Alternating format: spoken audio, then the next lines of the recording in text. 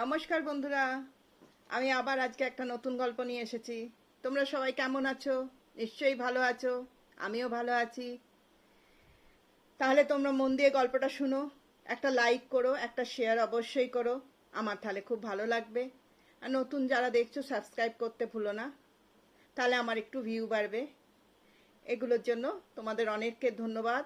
Comment করে তোমরা তোমাদের নাম জানিও, তাহলে আমি তোমাদের আরও ধন্যবাদ দিতে পারবো নাকি। তাহলে কমেন্টও করো। তাহলে শুরু করি আজকের গল্প। এও এক রূপকথার গল্প। এরও আছে কোনো লেখক নেই, প্রাচীনকাল থেকে চলে আসছে এই গল্প, সেই গল্পই মুখে মুখে প্রচলিত। তাহলে শুরু করি এক তাঁতির মেয়ের গল্প। এক ছিল তাঁতি। তাঁতির ছিল দুটো মেয়ে আর দুটো বউ। বড় মেয়ে সুখু, সুখুর মা আর তাঁতি আর সুখু। আর ছোট মেয়ে দুখু, দুখুর মা আর তাঁতি আর দুখু। এই ছিল সংসার। তো তাঁতি সুখুকে আর সুখুর মাকে খুব বেশি ভালোবাসতো। আর দুখুর মায়ের কপালে জুটত খালি লাঞ্ছনা আর গঞ্জনা। দুখুর মা আর দুখু সারাদিন পরিশ্রম করত, কিন্তু কোনোদিনও ভালোভাবে আহারও পেত না, ভালো কথাও শুনতে পেত না, আর ভালোবাসা তো পেতই না। তাঁতির ছিল অনেক পয়সা, যা হোক, তখন তো দুখুর মা দুমুঠো খেতে পারত। একদিন তাঁতি গেল মরে। দুখু আর দুখুর মায়ের কপালে জুটলো শুধু দুঃখ। দুবেলা খেতে পাওয়ারও আর জো নেই, কারণ সুখুর মা তাদেরকে তাড়িয়ে দিয়েছে। আর তাঁতির যত সম্পত্তি টাকা পয়সা ছিল সব সুখুর মা নিয়ে নিয়েছে। কি করবে দুখুর মা? সে তাঁত চালিয়ে, কাপড় কেটে, সুতো তৈরি করে একটা ছোট কাপড় নয় একটা গামছা বানিয়ে বিক্রি করে যেটুকু পেত তাই দিয়ে দুখুকে নিয়ে থাকতো। একদিন হয়েছে কি, দুখুর মা দুখুকে কিছু তুলো রোদে শুকোতে দিয়ে বলে গেছিল, এখানে বসে থাক, আমি স্নান করে আসছি। বলে দুখুর মা স্নান করতে চলে গেল। আর দুখু তো তুলো পাহারা দিচ্ছিল। এমন সময় একটা বাতাস এসে সেই তুলোগুলো উড়িয়ে নিয়ে চলল। সেই তুলোগুলো উড়ে চললো দেখে দুখুও তার পেছন পেছন দৌড়লো। দৌড়তে দৌড়তে যাচ্ছে, কিন্তু তুলো আর ধরতে পারছে না। তখন দুখু খুব জোরে জোরে কাঁদতে শুরু করে দিল। তখন বাতাসের খুব দয়া হলো। বাতাস এসে বলল, কি হয়েছে তোমার, কাঁদছো কেন? তখন দুখু বলল, দেখো আমাদের তো এইটুকু তুলো, এইটা দিয়ে মা গামছা তৈরি করে বা কাপড় তৈরি করে বিক্রি করবে, তবেই আমরা দুটো খেতে পারবো। আর সেই বাতাস, সেই তুমি এসে সব তুলো উড়িয়ে নিয়ে চলে গেলে তো আমরা কি করে খাবো, কি করে বাঁচবো?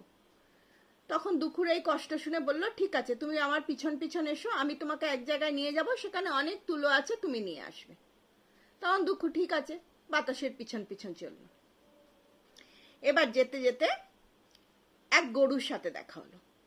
গরুটা বলল, ওরে দুখু, আমার একটু জায়গাটা পরিষ্কার করে দিবি, গোয়ালটা, আর আমাকে একটু খাবার দিবি? দুখু করলো কি, দুখুর তো দয়ার শরীর। গোয়ালটা ভালো করে পরিষ্কার করে গরুকে ঘাস কেটে খড় বিচালি দিয়ে তারপর দুখু আবার চললো বাতাসের সাথে। এবার একটা কলা গাছের সাথে দেখা হলো। কলা গাছ বলল, ওরে দুখু, আমার তো গাছটা লতায় পাতায় জড়িয়ে গেছে, একটু পরিষ্কার করে দিবি? দুখু তার কথা মতো তাকে পরিষ্কার পরিচ্ছন্ন করে দিল।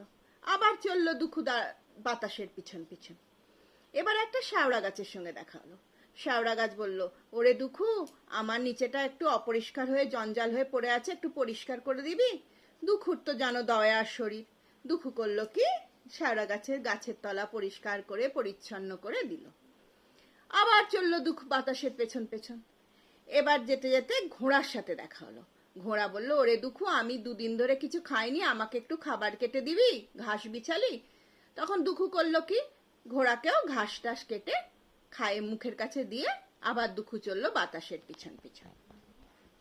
বাতাসের পিছন পিছন যেতে যেতে দুখু গিয়ে পড়লো সেই চাঁদের বুড়ির দেশে। চাঁদের বুড়ি চরকায় সুতো কাটছিল। দুখু গিয়ে বলল, ও বড় মা, আমার তুলো বাতাসে উড়িয়ে নিয়ে এসেছে, তুমি আমাকে একটু তুলো দাও, আমি বাড়ি ফিরে যাই, নইলে আমার মা কি করে সুতো কেটে গামছা তৈরি করবে, কাপড় তৈরি করবে? তখন তো চরকা বুড়ির খুব মায়া হলো ওর মুখটা দেখে। বলল, বাহ, বেশ মিষ্টি মেয়ে তো, আর কি সুন্দর করে কথা বলে, বলল ঠিক আছে, যা ওই ঘরে তেল আছে, গামছা আছে, শাড়ি আছে, নিয়ে গিয়ে একটা পুকুরে দুটো ডুব দিয়ে আয়, তারপরে একটু খেয়ে নে, তারপরে আমার কাছে আয়, আমি তোকে তুলো দেব। দুঃখ লক্ষ্মী মেয়ের মতো পাশের ঘরে গেল, গিয়ে তেল নিল, একটা গামছা নিল, একটা সাধারণ শাড়ি নিল, নিয়ে পুকুর ঘাটে গেল, তেল মাখলো আর জলে ডুব দিল। একটা ডুব দিয়ে উঠতেই দুঃখ একদম সুন্দরী রাজকন্যার মতো দেখতে হয়ে গেল।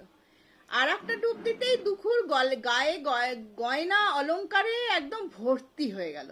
দুঃখ উঠে এলো, উঠে এসে কাপড় পাপড় পরে তারপরে পাশের ঘরে গেল, গিয়ে সেখানে একটু পান্তা ভাত খেলো, খেয়ে সে এলো। বড় মা, এবার আমাকে তুলো দাও, আমি বাড়ি যাব, মা চিন্তা করছে। তখন চরকা বুড়ি বলল ঠিক আছে, ওই ঘরে যা, অনেক তুলোর প্যাটরা আছে, যে কোনো একটা নিয়ে যা। দুঃখু ঘরে গিয়ে দেখলো অনেক বড় বড় তুলোর প্যাটরা, তার অত দরকার নেই, সে একটা ছোট দেখে প্যাটরা নিয়ে চলে এলো বড় মা চরকা বুড়ির কাছে। চরকা বুড়ি তখন বলল যা দুঃখু, এবার বাড়ি যা, বলে দুঃখু তখন বাড়ি চলতে শুরু করলো। বাড়ি যেতে যেতে সেই ঘোড়ার সাথে দেখা হলো।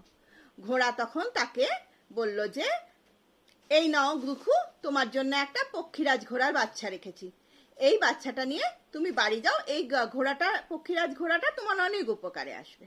আবার যেতে লাগলো, শেওড়া গাছ তাকে এক ঘোড়া মোহর দিল। তারপরে কলা গাছের কাছে গেল, কলা গাছ তাকে এক কাঁদি সোনার কলা দিল। তারপর গরুর কাছ দিয়ে গেল, গরু তাকে একটা সুন্দর দুধেলা গাই দিল, লক্ষ্মীমন্ত গাই, বললো দুঃখু এটা নিয়ে যাও, তোমার সংসারে আর অভাব থাকবে না। তো দুঃখু ওগুলো নিয়ে বাড়ি ফিরে এলো, দেখলো মা নেই, সে ঘরে বসে রইল।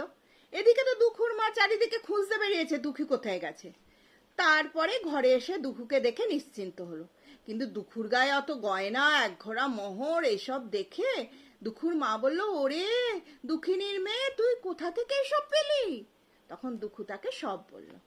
দুঃখুর মায়ের আনন্দ ধরে না, সে তখন সুখুর মায়ের কাছে গেল, গিয়ে বলল দেখো দিদি, আমার মেয়ে তো এত গয়না গাটি অলংকার মোহর এনেছে, তা আমরা দুজনে সমান ভাগ করে নিই। দুঃখুর মার মনটা খুব ভালো ছিল, কিন্তু সুখুর মা একদম ভালো না। সে বলল যা, এখানে এসেছিস কেন, আমরা কারোর ধন নিই না, পারলে আমার সুখই নিয়ে আসবে, তুই যা। তখন দুঃখুর মা কি করবে, ঘরে ফিরে এলো। রাত্রিবেলা সেই প্যাটরা খুলে একটা রাজপুত্র বেরোলো, দুঃখুর সাথে সেই রাজপুত্রের বিয়ে হয়ে গেল। তো সেই রাজপুত্র পক্ষীরাজ ঘোড়ায় চড়ে সারাদিন ঘুরে বেড়ায়, আবার রাতের বেলা ফিরে আসে, এরকম দুঃখুর সংসারে তো আর কোনো অভাবই রইল না, প্রচুর মোহর, কোনো অভাব নেই। এদিকে সুখুর মা কি করলো, সুখুকেও কিছু তুলো দিয়ে বসিয়ে দিল। এবার সুখুকে সব বলে দিয়েছে কি কি করতে হবে। সুখুও বসে রইল, বাতাস এসে সুখুর তুলো উড়িয়ে নিয়ে গেল। সুখুও চললো বাতাসের পিছন পিছন ছুটতে ছুটতে। পথে গরুর সাথে দেখা হলো, গরু তাকে বলল আমার একটু গোয়ালটা পরিষ্কার করে দাও। সুখু বলল দূর, তোর গোয়াল পরিষ্কার করবো কেন, আমি এখন চরকা বুড়ির কাছে যাচ্ছি। কলা গাছ পড়লো, শেওড়া গাছ পড়লো, ঘোড়া পড়লো, কারোর কথাই সুখু শুনলো না। সুখু তো তাদের গালাগালি দিয়ে দৌড়ে দৌড়ে বাতাসের পেছন পেছন সেই চরকা বুড়ির ঘরে গিয়ে পৌঁছলো। চরকা বুড়ির ওখানে গিয়ে সুখুর কি তাণ্ডব! আরে এই বুড়ি, আমাকে দে, তুলো দে, দুঃখুকে এত দিয়েছিস আমাকে দে, দুঃখুকে গয়না গাটি সব দিয়েছিস আমাকে দে। তখন তো বুড়ি ভাবছে বাবা এ কি মেয়ে, এ মেয়ে না কি। তখন বললো ঠিক আছে দেবো, তুমি পাশের ঘরে গিয়ে তেল ঠেল নিয়ে পুকুরে গিয়ে দুটো ডুব দাও, এসে খেয়ে নাও, খেয়ে আমার কাছে এসো, আমি দেবো। সুখও গেল পাশের ঘরে, তেল চন্দন সাবান কত কিছু নিল, নিয়ে একটা সুন্দর গামছা নিল, একটা দামি শাড়ি নিল, নিয়ে পুকুর ঘাটে গেল, তেল মাখে, সাবান মাখে, চন্দন মাখে, সুন্দর হওয়ার চেষ্টা করে প্রায় আধ ঘন্টা কাটিয়েই দিল সব মাখতে মাখতে। তারপর পুকুরে গিয়ে একটা ডুব দিল। একটা ডুব দিয়ে উঠতেই সে তো রাজকন্যার মতো সুন্দরী হয়ে গেল। তারপর দুটো ডুব দিল, দুটো ডুব দিয়ে উঠতেই তার গা অলংকারে ভর্তি হয়ে গেল। তখন সুখু ভাবলো ও দুটো ডুবে এত, তাহলে তিনটে ডুবে আর কি নাই কি হবে, বলে তিনটে ডুব দিল। তিনটে ডুব দিয়ে উঠতেই সে রাক্ষসী ডাইনির মতো দেখতে হয়ে গেল। তখন সুখু বললো এ মা, আমি এরম কিরম হয়ে গেলাম। হ্যাঁ, সে তো চরকা বুড়িকে খুব গালাগালি দিতে লাগলো। এলো, এসে খাবার ঘরে গিয়ে সব খাবার ছড়িয়ে ছিটিয়ে এই করে কোনো রকমে একটু খেয়ে তারপর চরকা বুড়ির কাছে এসে বললো এই বুড়ি, তুই আমাকে এরম ডাইনি করে দিলি কেন? তখন চরকারি বুড়ি বলল ও তুমি বুঝি তিনটে ডুব দিয়েছো, তখন বললো কি আছে, কি আর করা যাবে, তুমি যাও, পাশের ঘরে অনেক প্যাঁটরা আছে, সেখান থেকে একটা প্যাঁটরা নিয়ে চলে যাও। তো সুখু তো পাশের ঘরে গিয়ে দেখলো অনেক রকমের প্যাঁটরা আছে, তো একটা বড় প্যাঁটরা নিয়ে মাথায় করে চললো বাড়িতে। এবার বাড়ি যাবার পথে ঘোড়ার সাথে দেখা, ঘোড়া মারলো এক লাথি। ওরে বাবা রে, গেলুম রে করে সুখু দৌড়তে লাগলো। তারপর শেওড়া গাছের তলায় আসতে শেওড়া গাছের মোটা একটা ডাল পড়লো তার ঘাড়ে। ওরে বাবা রে, মরে গেলুম করে সে আবার এগিয়ে চললো। কলা গাছের ওখান থেকে, কলা গাছ তো ওর কাঁধের ওপর এক কাঁদি কলা ফেলে দিল। সে তো ওরে বাবা রে, মরুম রে করে আবার এগিয়ে গেল। তারপরে গরুর কাছে আসছে, গরু তো শিং দিয়ে গুঁতিয়ে দেওয়ার জন্য তাড়া করলো। তখন সুখু ওই অত বড় প্যাঁটরা নিয়ে দৌড়তে হাঁপাতে বাড়ি এসে পৌঁছালো। বাড়ি আসতে সুকুর চেহারা দেখে সুকুর মা তো অজ্ঞান হয়ে গেল। অজ্ঞান হয়ে তারপরে জ্ঞান ফেরার পর বলল, যা হোক, যা হয়েছে হয়েছে, প্যাঁটরা থেকে রাজপুত্র বেরোলে সব ঠিক হয়ে যাবে, তুই প্যাঁটরাটা ঘরের মধ্যে রেখে দে। প্যাঁটরাটা ঘরের মধ্যে রেখে দিল। রাত্রিবেলা হতে সেই প্যাঁটরা থেকে একটা রাজপুত্র বেরোলো, সুখুর সাথে বিয়ে দিল।